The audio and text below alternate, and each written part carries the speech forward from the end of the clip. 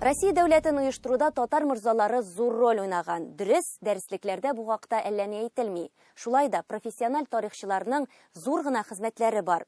Әлеге мәсьәлә хакында Казанда тарих институтында сөйләштеләр.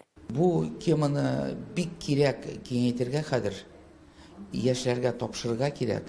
Яшьләр белән моның эш алып барырга кирәк. Яшьләр безнең күп белмиләр тарихны. Менә шул мурза аркасында без тарих беләбез. Нәрсә булган элек, нинди кешеләр булган. Бит бөтен тарих белән бәйләнгән күп кешеләр. Менә шул кешеләрнең тарихларын белеп, значит, аларның гомерләрен, кемнәр алар, кайда торганнар. Менә без аралашабыз кешеләр белән, ә без белмибез кем алар. Кемнең алар нәселе. Менә допустим, авылда да сорайлар, кемнең син малае, кемнең нәселе дип. Шулай бит инде.